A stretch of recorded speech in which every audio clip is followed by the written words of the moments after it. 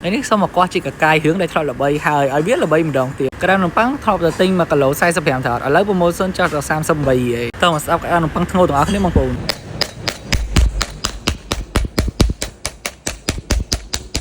ក្តាមហ្នឹងក៏មុនហត់ល្បីចឹងដែរហើយក៏សាប់ទៅវិញមូលហើយមកបងប្អូនអត់ដឹងឃើញតម្លៃធូរទិញតែក្តាមកក់ហូបចាក្តាមប៉ាំងកក់ហ្នឹងញ៉ាំបានដពងណាបងប្អូនបើសាច់វាឲ្យស្អុយហើយបែកទៀតទៅបើរស់ចាស់និយាយថាជាតិមិនថាពងមិនថាខ្លាញ់ក៏ច្រើនពងឲ្យបបតែម្ដងហើយបើសាច់វិញឲ្យផ្អែមសាច់ក្តាមរស់ចឹងគឺស្វិតសរសៃជាប់គ្នាតែម្ដងបើបងប្អូនចង់ញ៉ាំគ្រឿងសមុទ្រឆ្ងាញ់ណាខុសតម្លៃគ្នាទៅទួយយកអវ៉ាន់រស់ទៅអវ៉ាន់កោះនិងកប់តកក់ក៏ថ្លៃដែរមិនថោកទេណាបងប្អូនហើយញ៉ាំទៅអត់ឆ្ងាញ់ទៀតចាលើអត់ច្រើននេះញ៉ាំអវ៉ាន់កក់កប់តកក់អត់ឆ្ងាញ់ទៀតស្ដាយលុយមកជឿចាយហើយត្រូវញ៉ាំគ្រឿងសមុទ្រដែលឆ្ងាញ់ហើយពេញចិត្តជឿបងប្អូនចង់ញ៉ាំគ្រឿងសមុទ្រដែលពេញចិត្តតម្លៃធូរហើយម្ហូបឆ្ងាញ់របស់រស់ហ្នឹងគឺ complete all seafood ដាក់មកពេញចិត្តឲ្យតែម្ដងញ៉ាំហើយក៏ដល់ជាប់បូយរហូតមើលទៅវីដេអូនេះក៏ដឹងថាជាតិដែរបងប្អូនខែហ្នឹងពងពេញខែពងមកក្តាមនំប៉័ងផងហើយក្តាមនំប៉័ងហ្នឹងក្រៅពីចំហុយយើងចង់យកទៅអាំងបើមទេអត់មីសួរអាចយកទៅបំពងខ្ទឹមសឆាម្រេចខ្មៅឆា Singapore chili crab បើឆាទី5វិញមិនសូវ recommend ទេព្រោះវាអាចទៅលាន់មួយពងក្តាមហ្នឹងបើបងប្អូនចង់បានគ្រឿងសម្លរស់តម្លៃធូរម្ហូបឆ្ងាញ់ complete all seafood